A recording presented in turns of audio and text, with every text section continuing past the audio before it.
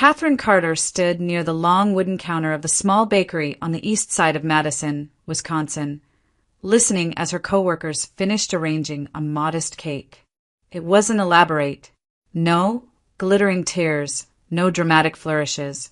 Just a simple design, carefully made, with the number 15 piped neatly across the top. 15 years. That was how long Catherine had worked here, arriving before sunrise, leaving long after the ovens cooled, shaping dough and sugar into something that made other people's days a little lighter.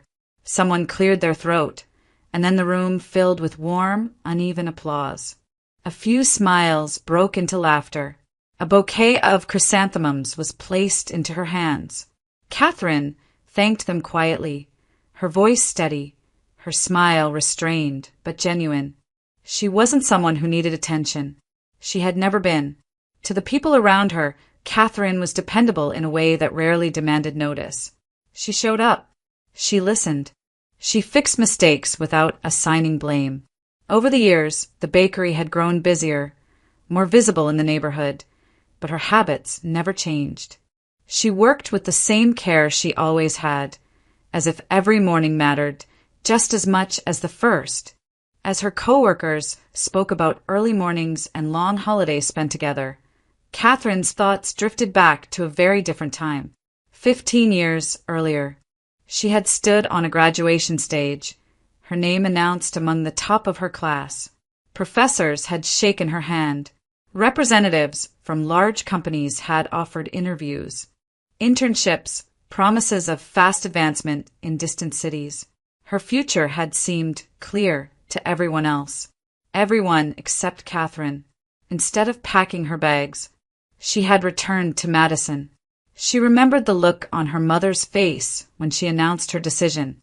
It wasn't anger at first. It was disbelief, followed quickly by disappointment that hardened into something heavier. Her mother spoke of wasted potential, of sacrifices made, of how people would talk. Each conversation carried a weight, subtle at times, suffocating at others. Tears appeared at convenient moments. Headaches became emergencies. Silence became punishment. Catherine had listened. She had absorbed every word, but she had not changed her mind. What ultimately shifted the balance were the voices that spoke less often but with greater certainty. Her father had sat across from her at the kitchen table one evening. His tone calm, his gaze steady. He told her that a life chosen to impress others rarely belonged to the person living it. Her grandparents had agreed. Their support quiet but unshakable. They reminded her that work done with purpose carried dignity, no matter how small it looked from the outside. With that, Catherine made her choice and did not look back. The bakery had not been glamorous. In the beginning, it was little more than a narrow space with aging equipment and uncertain foot traffic. She had started at the lowest position, learning routines, cleaning surfaces, following instructions. Yet something about the rhythm of the work settled her. The early hours, the repetition, the focus required to get things right. Over time, responsibility found her naturally, then trust, then respect. Years passed. The bakery became known beyond the neighborhood. Catherine moved from assistant to lead, and later into a quiet leadership role that suited her. She trained others patiently. She shared credit freely. Conflicts rarely lingered around her, not because she avoided them, but because she handled them without ego. Standing there now, cake cooling on the counter behind her, Catherine felt no need to justify the path she had taken. She had built a life measured not by titles or distance traveled, but by steadiness, by the knowledge that each day she had chosen where she stood. And that choice, made once and honored every morning since, had shaped everything that followed. Brian Carter had always known where he wanted to go. He spoke in plans and timelines, in promotions not yet earned and doors not yet opened. From the beginning, his ambition shaped the way he moved through the world, efficient, forward-facing, rarely pausing to consider what was left behind. To outsiders, he appeared disciplined and reliable. To Catherine, he often felt distant, as if part of him were always already somewhere else. They met during a period when Catherine's life seemed steady and predictable. Brian admired that steadiness, or at least the way it reflected on him. She was accomplished, well-regarded, uncontroversial. She fit easily into the image he was building for himself. When he proposed, the gesture was neat and timely, as though it had been penciled into a schedule and checked off. In the weeks before the wedding, Catherine's grandmother watched quietly. She did not criticize or interfere. She simply asked questions that lingered longer than they should have. Whether Catherine felt heard, whether she felt safe, whether silence ever felt heavier than disagreement. Catherine answered politely, brushing the questions aside. She told herself that caution was simply her grandmother's nature, that not every love announced itself loudly. On the morning of the ceremony, her grandmother held her hands for a moment longer than necessary. Her voice was gentle, almost hesitant, as she reminded Catherine that peace was not the same as absence of conflict. Catherine smiled, kissed her cheek, and turned away. There were guests waiting. There was a life to begin. The marriage settled quickly into routine. They shared an apartment. They hosted dinners when it suited Brian's professional image. Friends described them as stable, reliable. Catherine handled the domestic details without complaint, fitting herself around Brian's schedule with practiced ease. He worked late often, traveled when needed, and spoke of his career as if it were a living thing that required constant attention. Children were discussed only in vague terms. Brian always found a reason to postpone the conversation. First, there were promotions to secure, then financial milestones, then timing that never seemed right. Catherine listened and nodded, telling herself that patience was reasonable, that not every life followed the same rhythm. What she could not explain, at least not at first, was the growing sense of distance. Brian rarely asked questions that went beyond logistics. He noticed outcomes, not effort. When Catherine spoke about her work, he responded with polite approval but little curiosity. There was no cruelty in him, no overt hostility, just a persistent absence that made her feel alone even when he sat across from her. Gradually, her body began to change. At first, it was easy to dismiss. Long days, early mornings, fatigue that sleep did not fully cure.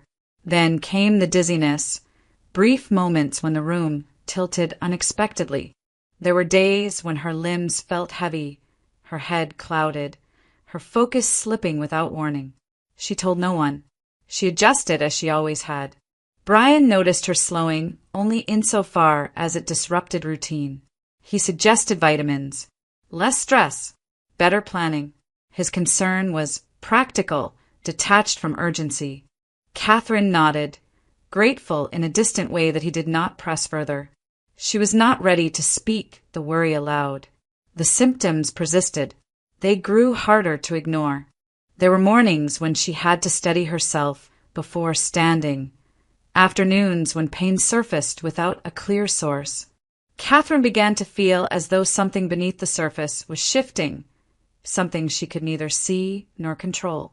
One evening, standing alone in the quiet of the apartment, she recognized a familiar feeling, the same one she had known years earlier, when she chose her own path despite pressure and doubt. It was the sense that waiting would only make the cost higher. The next day, she scheduled a medical appointment. She did not tell Brian until afterward, presenting the decision as a simple precaution. Inside, though, she felt a deeper certainty. Whatever was happening, it was no longer something she could carry alone. As she left the clinic with a list of tests and instructions, Catherine felt the unease settle fully into place. Not panic, not fear yet, just the understanding that the life she had been living, careful and contained, was about to be tested in ways she could not yet imagine. The test stretched over 2 long days. Blood draws at dawn, imaging in windowless rooms, waiting on plastic chairs that felt harder with each passing hour. Catherine moved from department to department inside the local hospital in Madison, following instructions, answering the same questions again and again. Dates, symptoms, family history. By the end of the second day, exhaustion pressed down on her so heavily that she struggled to keep her thoughts clear. When she was finally called back into the consultation room, the oncologist was already seated behind the desk. He was older, his white coat worn thin at the cuffs, his eyes rimmed with red as though sleep had become optional long ago. He flipped through her file slowly, reading and rereading numbers that meant nothing to her yet. At last he looked up. He did not soften his voice. He did not circle the truth. He spoke the way someone did when repetition had dulled the weight of words.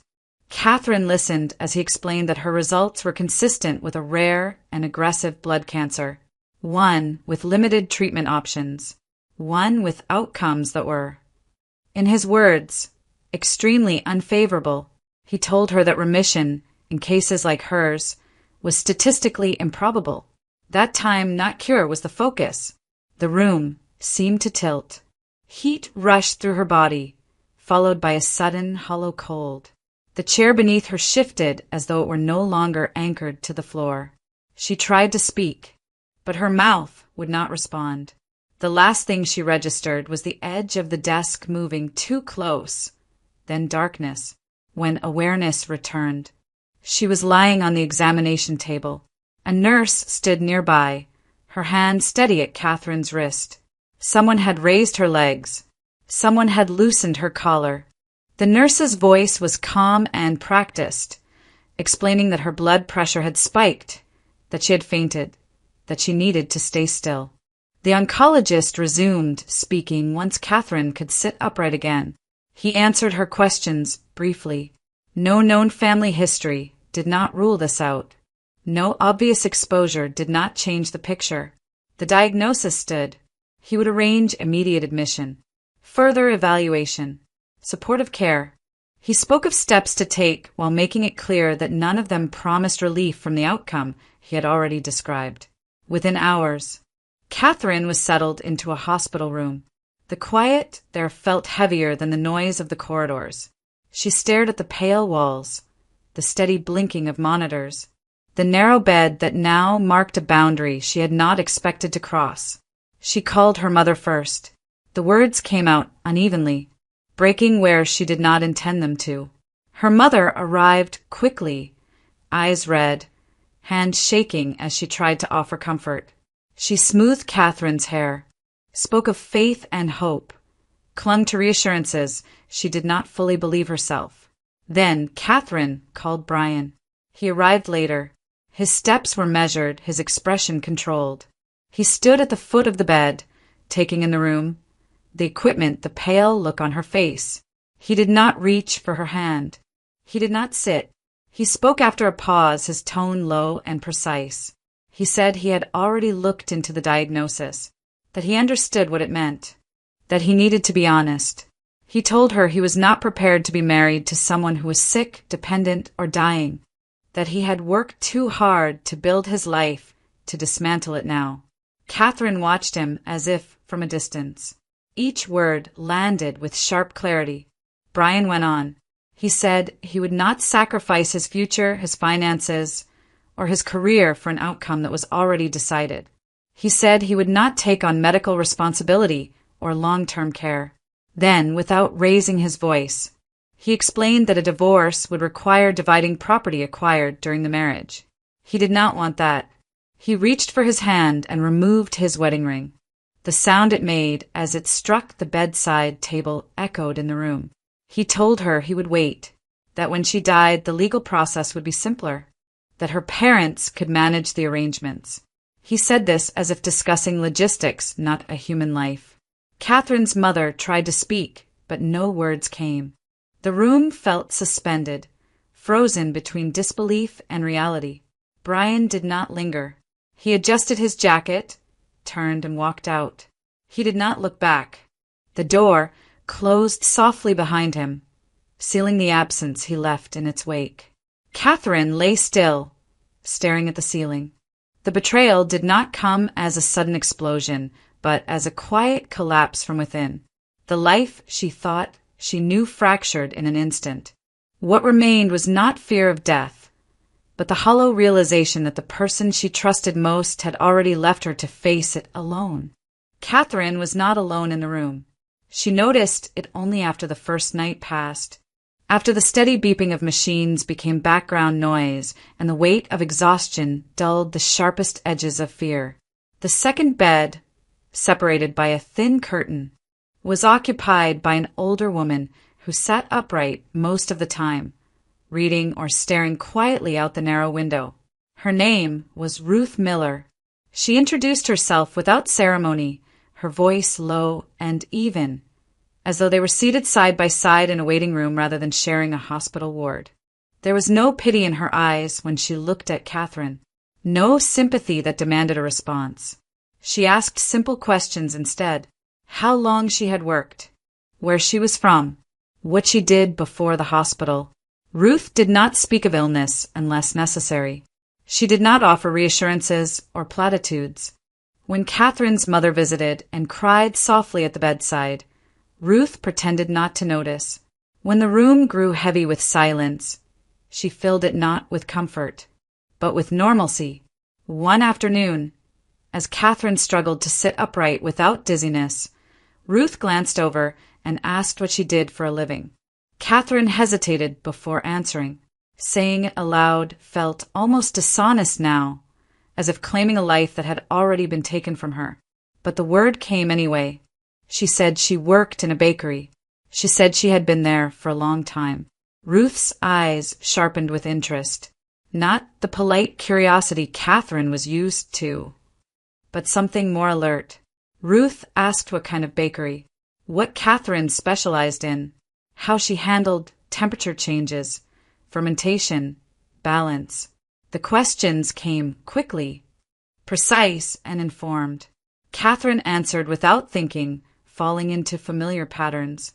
For the first time since the diagnosis, she felt herself focus without effort. Ruth smiled then, not warmly, not kindly, but with recognition.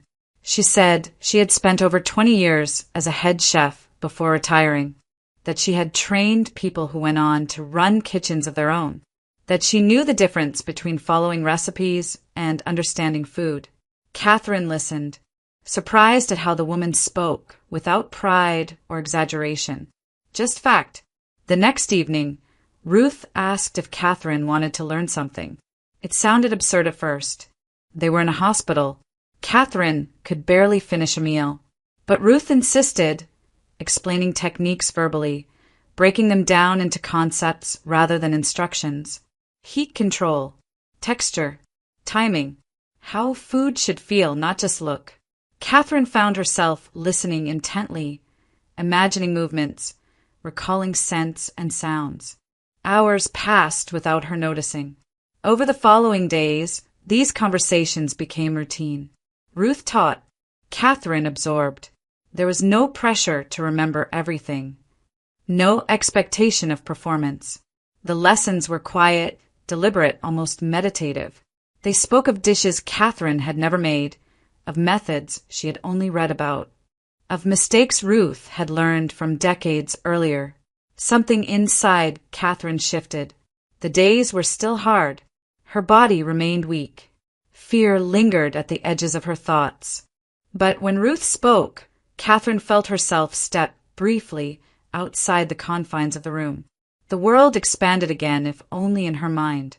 One evening, while Ruth slept, Catherine noticed a thin notebook lying open on the bedside table. It was old, the paper yellowed, the handwriting dense and slanted. She did not intend to read it, but one page lay folded back, a single paragraph visible. It was not a recipe. It read like a fragment of memory. Ruth had written about hiding something important in her apartment years earlier, during a time of upheaval. A cache she had created carefully, disguising it so thoroughly that even those closest to her would never find it by accident. There was no mention of what it contained, only the urgency of keeping it safe. Catherine closed the notebook gently and did not mention it. The next morning, Ruth watched her closely as she spoke, her gaze thoughtful. She said nothing about the note. She simply resumed their conversation as if nothing had been discovered. For Catherine, the effect was profound. In a place defined by endings, she had found a beginning. Not loud, not dramatic, just a quiet return to something essential. Through Ruth's presence, Catherine was learning again. And in learning, she was waking up. Ruth noticed the inconsistencies before Catherine did. It was not a single moment, but a series of small observations that refused to align with what the doctors had declared inevitable. Catherine slept without the restlessness Ruth had seen in terminal patients. Her appetite, though reduced, returned in quiet waves. Her focus sharpened during their conversations instead of fading. Even her blood pressure stabilized faster than expected. One afternoon, after a long stretch of silence, Ruth spoke plainly. She said that Catherine did not behave like someone at the end of life. There was no tremor in her voice, no dramatic emphasis, just certainty, formed from years spent watching bodies fail and recover in professional kitchens and hospital corridors alike. Ruth had seen sickness. She had also seen error. Catherine listened without hope, only mild confusion. The diagnosis had been delivered with authority. It had come with numbers and terms she could not challenge. Yet Ruth persisted. She said that medicine, like cooking, was shaped by both skill and limitation. That mistakes happened. That first impressions were not always final truths. That evening, Ruth made a call. She contacted an old acquaintance, a hematologist who worked at a specialized oncology center several hours away.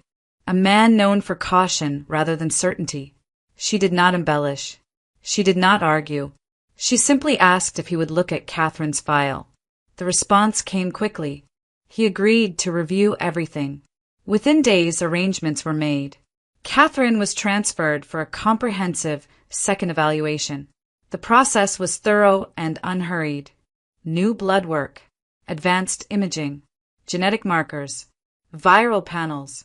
Specialists spoke to one another behind closed doors, their conversations deliberate rather than rushed. Catherine waited. For the first time since entering the hospital, she waited without dread. When the lead physician finally sat across from her, his posture was different from the first oncologist's. He did not speak immediately. He studied her face, then her file, then spoke carefully, as if choosing words that would alter the course of a life. He told her that the original diagnosis was incorrect. What she had was a rare viral condition that mimicked the clinical presentation of aggressive blood cancer. The markers overlapped. The symptoms aligned closely enough to mislead. But the disease followed a different path.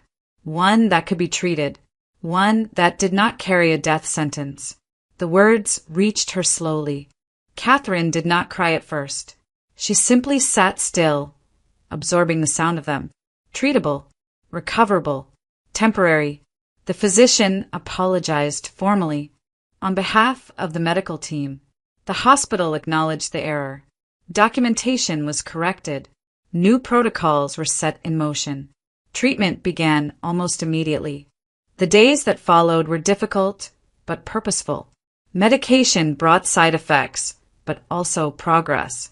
Strength returned in increments, so small they were easy to miss unless one paid close attention.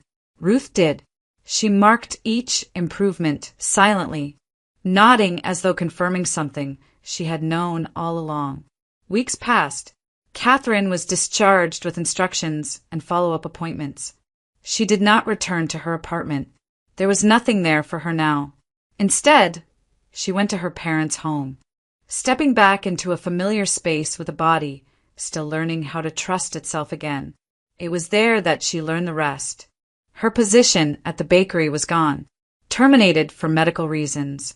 Her employer had been informed that she was terminally ill, that her return was impossible, that arrangements were already being made. The message had come from Brian. He had spoken calmly, convincingly, leaving no room for doubt. Her belongings had also been removed from the apartment, boxed and delivered without discussion. The lease, she was told, remained in Brian's name. The decision had already been executed. Catherine listened as the information was relayed. She asked no questions. She made no calls. The clarity that followed surprised even her. She understood, then, that the life she had known was not something to reclaim. It had already been dismantled, piece by piece, without her presence. There would be no confrontation, no explanations demanded, no announcements made. She chose silence. Catherine informed only those who needed to know that she was alive and recovering. To the rest of the world, she allowed the assumption to stand. It was not spite that guided her decision, but certainty. The past had shown her exactly where she did not belong. As she rested in her childhood bedroom, sunlight spilling across familiar walls, Catherine felt the separation complete itself. She was not returning to who she had been. She was stepping into a life stripped of illusions, anchored instead by truth. She had survived not just illness, but the collapse of a future that was never built for her. And in that survival, she found something steadier than anger. She found freedom. Catherine began with short walks. At first, they were measured and cautious, limited to a few blocks around her parents' neighborhood. She learned to listen to her body again, to recognize the difference between weakness and recovery. Some mornings she returned home breathless, legs trembling. Other days, she felt steadier, surprised by how quickly the air filled her lungs. As the weeks passed, her routes lengthened. She gravitated toward the city park, not far from downtown Madison, a place where paths curved gently around trees and water, where movement felt optional rather than required. She walked without headphones, letting the ordinary sounds of life reach her. Footsteps on gravel, distant laughter, wind in the branches. One afternoon, she heard frantic yelping. The sound came from a cluster of low bushes near the edge of the path. Catherine slowed, scanning the ground until she saw a man standing several steps away, shifting his weight awkwardly, clearly unsure of what to do. He was tall and broad-shouldered, moving with a certain self-consciousness, as if his body did not always cooperate with his intentions. A small puppy was tangled in the branches, whimpering softly. The man knelt, then straightened again, breathing harder than the effort seemed to warrant. He tried to reach in, withdrew his hand, and muttered something under his breath. When he noticed Catherine approaching, his expression flickered with embarrassment. She offered help without hesitation. They worked together instinctively. Catherine parted the branches while he steadied them, holding them back just enough for her to reach inside. The puppy squirmed, frightened but unharmed. Moments later, it was free, cradled against Catherine's chest, its small heart beating rapidly beneath her hand. The man exhaled a laugh that sounded more like relief than humor. He introduced himself as Jacob Miller. His voice was gentle, his manner unguarded. He thanked Catherine with a sincerity that did not overreach. There was no awkwardness beyond the natural sort that came with strangers meeting unexpectedly. No assessment, no curiosity disguised as charm. They talked as the puppy calmed. Jacob explained that he worked in technology, running a small startup with a handful of people. He spoke about it without boasting, describing long hours and shared meals eaten at desks. Catherine mentioned her background in baking almost apologetically at first, until she realized he was listening with genuine interest. There was no judgment in his questions, only curiosity. Before they parted, Jacob hesitated, then asked if she would consider cooking for his team sometime. He said they were exhausted, living on takeout and convenience. He smiled as he admitted it, aware of how small the request sounded. Catherine surprised herself by agreeing. She told him she would need to pace herself. He accepted that without comment, offering flexibility instead of pressure. They exchanged contact information, the interaction ending without expectation or pretense. When Catherine walked home, she realized she was smiling. Cooking for the team required preparation, but it also brought clarity. She drew on everything Ruth had taught her, not just techniques, but intention. Food as nourishment, not display. She planned meals that balanced flavor with care, remembering Ruth's emphasis on understanding rather than impressing. The first day she arrived at the startup office, she was greeted with polite uncertainty that quickly softened into appreciation. The team ate slowly, talking less than usual, as if something about the food encouraged quiet rather than urgency. Catherine felt useful in a way that did not demand explanation. Unbeknownst to her, a few streets away, another walk was unfolding. Brian Carter had developed a habit of evening strolls through the same park. It suited the image he liked to project. Controlled, thoughtful. Beside him walked Allison Grant, her presence carefully calibrated to match his pace. They spoke of plans and appearances, of what came next. It was Brian who heard the laughter first. He turned toward the sound and froze.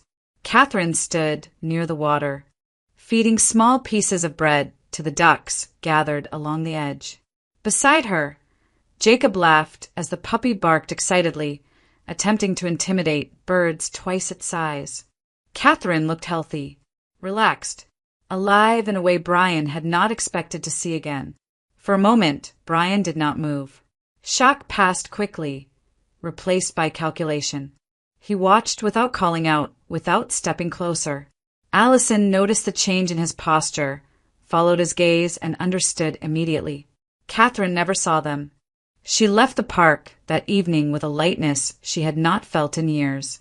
The world had not suddenly become simple or safe, but it had opened just enough to let her breathe. In that space, she felt something return quietly without ceremony. Joy, unannounced, had found its way back to her. Brian's disbelief did not last long.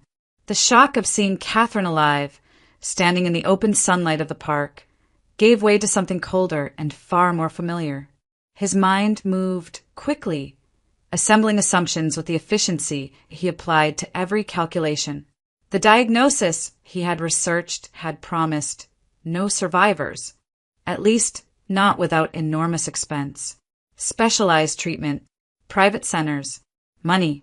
If Catherine was alive, then resources had been involved. Someone had paid. And if someone had paid, Brian reasoned, then Catherine either had money or had access to it. The thought lodged itself firmly in place. From that moment on, his attention drifted back to her, not as a person, but as an opportunity he might have abandoned too quickly. He replayed the past months with growing irritation, convincing himself that he had been misled, that she had withheld information, that she owed him clarity if not explanation. Allison Grant noticed the change immediately. Brian's questions became distracted. His routines shifted. He spoke Catherine's name casually, as if testing the sound of it again. Allison understood ambition well enough to recognize its twin when it appeared: insecurity. She did not confront him. She adjusted. Over time, she had gathered documents, quietly, without drama. Copies of financial irregularities Brian had dismissed as temporary shortcuts. Transactions he had justified as necessary. Paper trails that connected him to decisions his employer would not tolerate. She had never needed them before. Now, she brought them forward with careful timing. She did not threaten. She reminded. She spoke of loyalty, of shared futures, of protection. She made it clear that stability required cooperation. Brian listened. The shift was subtle but decisive. He stopped questioning. He deferred. His independence narrowed until his sense of security rested firmly in Allison's hands. Meanwhile, Catherine continued to rebuild her life without reference to him. Volunteering at a shelter kitchen began as an extension of habit. She knew food. She knew how to organize a space quickly and efficiently. The work was demanding but honest, the kind that left no room for pretense. She moved among volunteers, quietly, directing where needed, never announcing herself. It was there, amid the clatter of trays and the low hum of conversation, that she encountered Brian again. He stood near the entrance, hands clasped as if uncertain where to place them. The room felt smaller the moment she noticed him. But Catherine did not stop what she was doing. She finished plating, wiped her hands, and turned to face him only when necessary. Brian spoke first, his voice carefully neutral. He said her name as though it were a question. Catherine met his gaze without surprise. There was no anger in her expression, no fear, only distance. She acknowledged him politely, asked if he needed assistance, and waited. He attempted to speak of concern, of misunderstanding, of relief at seeing her well. The words sounded rehearsed, disconnected from their meaning. Catherine listened without interrupting, her attention already shifting back to the task at hand. When he finished, she responded simply. She told him that this was not the time or place, that her life had moved forward, that whatever he was searching for, it was no longer with her. Her tone remained even, devoid of accusation or invitation. Then she turned away. Brian stood alone, the conversation already over. Later that week, Catherine met Samuel Miller. He arrived at the shelter with his young daughter, moving cautiously through the room as though unsure of his welcome. He was quiet, reserved, his attention divided between his surroundings and the child at his side. The girl clung to him at first, watching others with wary curiosity. Samuel spoke little at first. He volunteered for practical tasks, listened more than he talked. Catherine noticed his competence immediately, the way he repaired a faulty outlet without drawing attention, the way he navigated the space without intrusion. Over time, she learned who he was.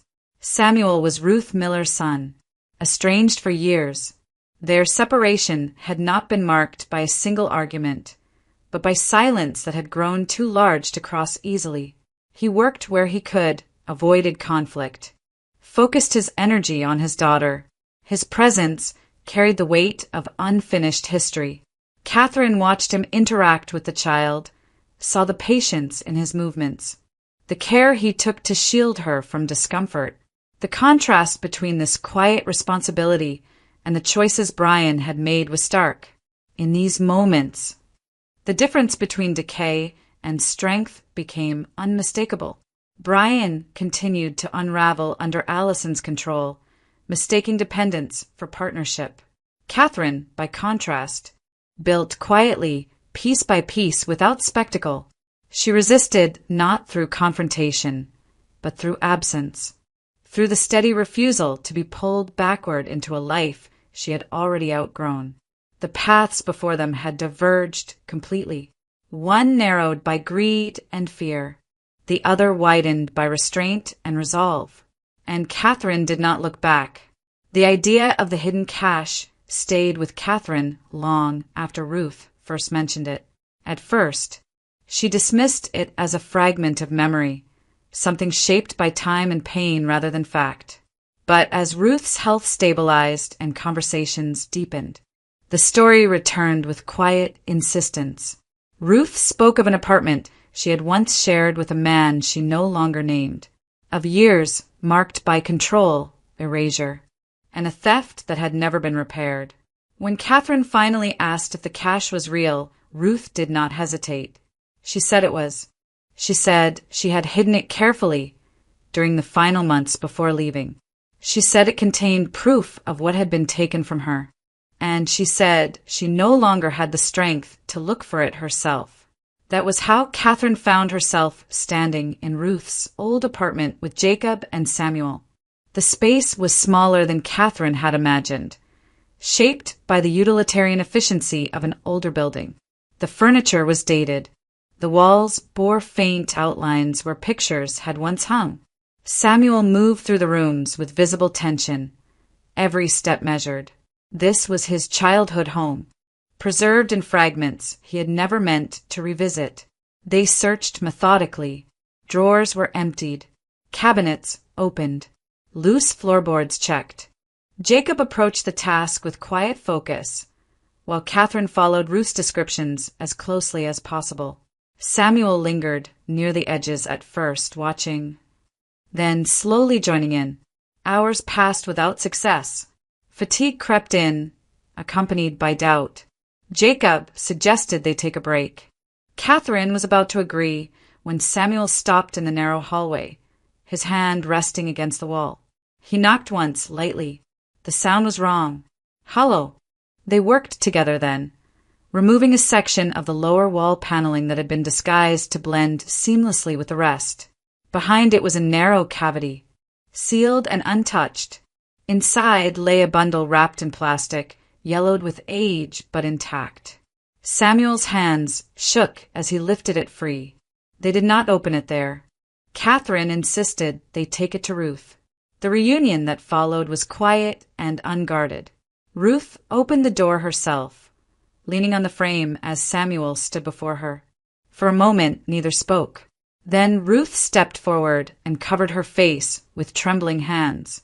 Samuel crossed the space between them without hesitation, holding her as if the years of distance had never existed. Inside, the bundle was unwrapped carefully. What emerged was unmistakable. A patent document bearing Ruth's name, dates, signatures. Alongside it, handwritten notes and a full recipe. Proof that her ex-husband had stolen her work and sold it as his own. The theft had cost her recognition, income, and professional standing. It had also bound her to silence through fear.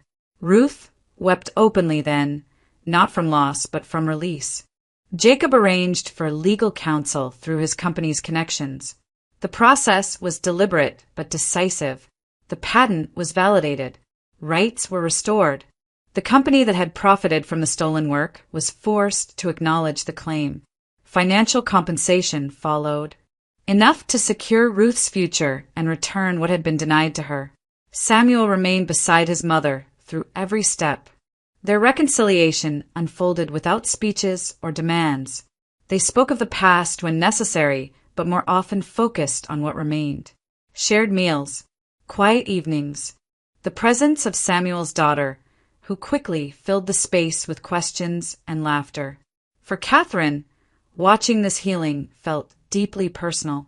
Not long after, the idea of opening a cafe resurfaced. It began as a conversation, tentative and unpolished. Catherine spoke of wanting a space built on care rather than ambition. Ruth listened, offering insight shaped by experience rather than control. Jacob supported the logistics without pressing direction. When the cafe opened, it reflected all of them. The menu balanced Catherine's precision with Ruth's depth. The atmosphere was unpretentious, inviting people to stay without urging them to leave. Ruth worked when she felt strong enough, guiding rather than commanding. Catherine found herself standing in a place that felt earned, not borrowed. Justice, long delayed, had arrived quietly, and with it came something more enduring, a family restored, a future reclaimed, not through force or confrontation, but through patience, truth, and the courage to uncover what had been hidden for too long. Allison Grant learned she was pregnant on a gray Tuesday morning, sitting alone in a private clinic while the hum of fluorescent lights filled the silence. The news did not bring relief or joy. It brought calculation. She rehearsed the conversation before it happened, already sensing how it would end. Brian's reaction confirmed it.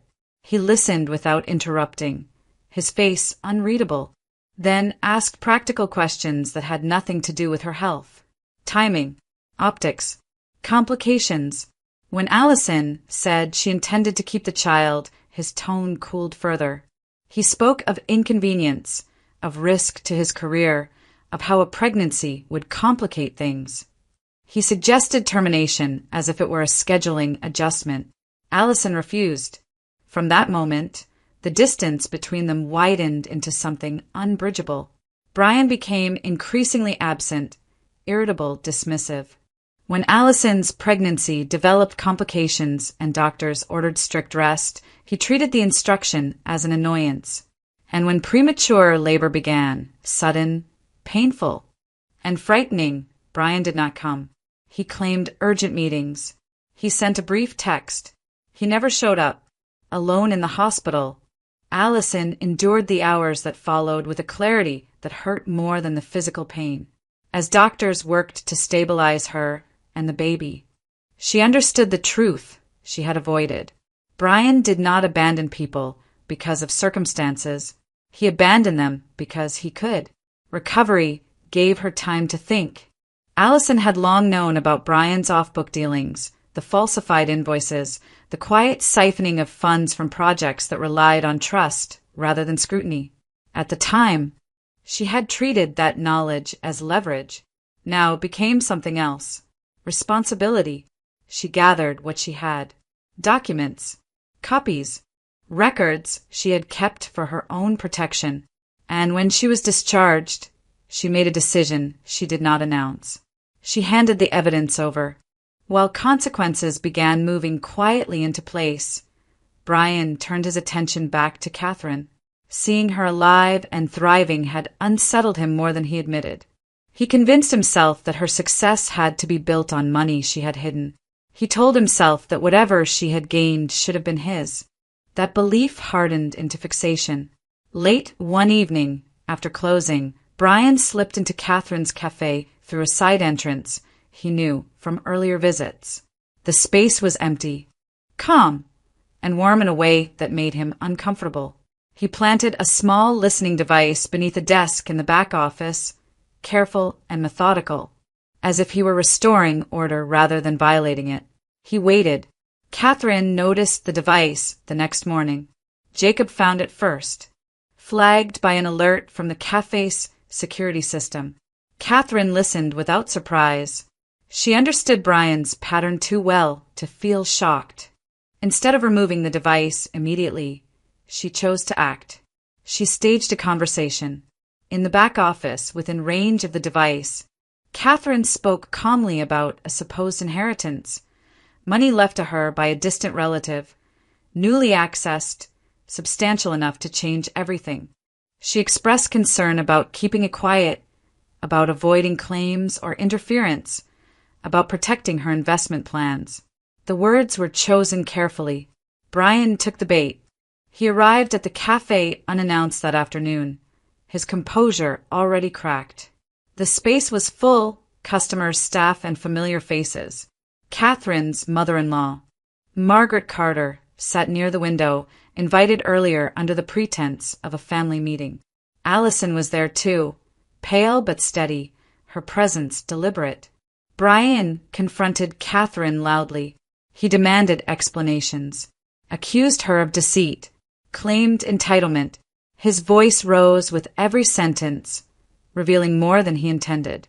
He spoke of money that was not his, of waiting, of what he had planned to take. The room went quiet. Margaret stood slowly, her expression rigid with something colder than anger. She listened until Brian finished, until he realized he had no control left to regain. When she spoke, her voice carried. She said she had heard enough. She said she had watched him choose ambition over decency again and again. She said that any man capable of abandoning a wife in a hospital room and a pregnant partner in labor did not deserve to call himself her son. Then she told him what he had already lost. Her will had been revised, assets redirected, everything intended for him now secured for his child instead. Brian reached for protest, but there was nothing left to argue. Allison stepped forward next. She said nothing dramatic. She simply placed a folder on the table.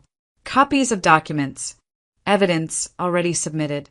Brian recognized them instantly. His face drained of color as understanding caught up to him. Within weeks, the legal consequences unfolded. Investigations were opened, accounts frozen. Brian was suspended, then dismissed. Charges followed, methodical and unrelenting. The narrative he had built for himself collapsed under its own weight.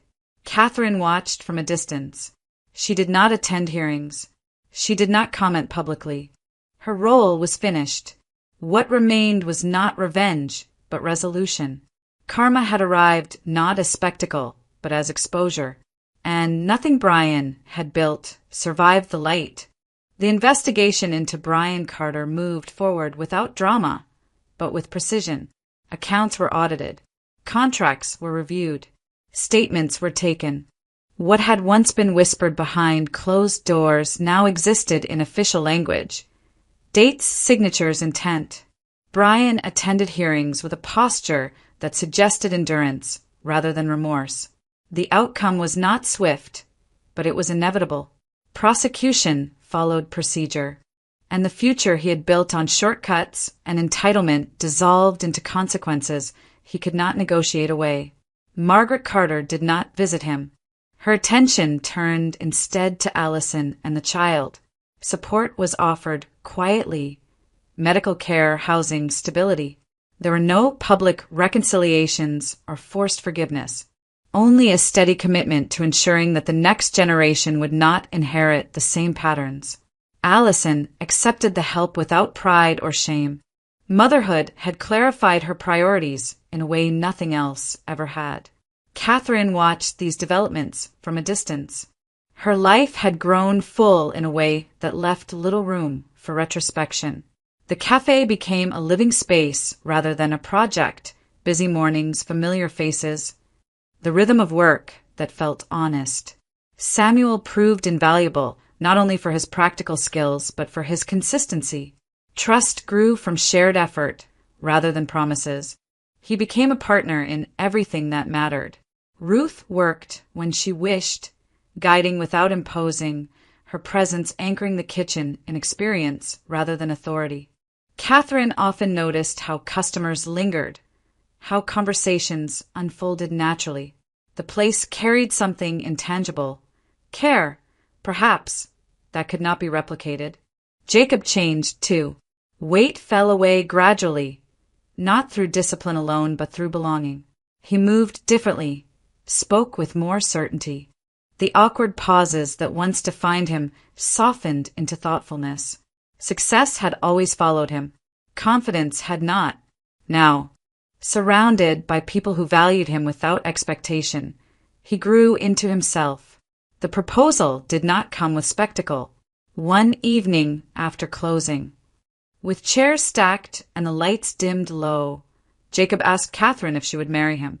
There were no speeches. She said yes without hesitation. They married at the cafe weeks later. The ceremony was small, almost incidental. Ruth stood nearby, smiling. Samuel brought his daughter, who scattered petals with careful seriousness. Margaret attended quietly, offering congratulations without reclaiming space. There was laughter. There was food prepared by hands that understood one another. No one spoke of the past. It was not forgotten. It was simply no longer central. Catherine stood behind the counter later that night, watching Jacob talk with guests, watching the life they had built settle into place. She felt no triumph, no desire to revisit what had been taken from her. What remained was enough. Dignity had not come from winning. It had come from choosing herself when it mattered most. For those listening, the truth of her story rested there. You are not defined by who abandons you at your weakest. Silence, chosen deliberately, can be a form of power. Healing does not require revenge, only clarity and courage. And perhaps the question to carry forward is a simple one. Where would you have drawn the line?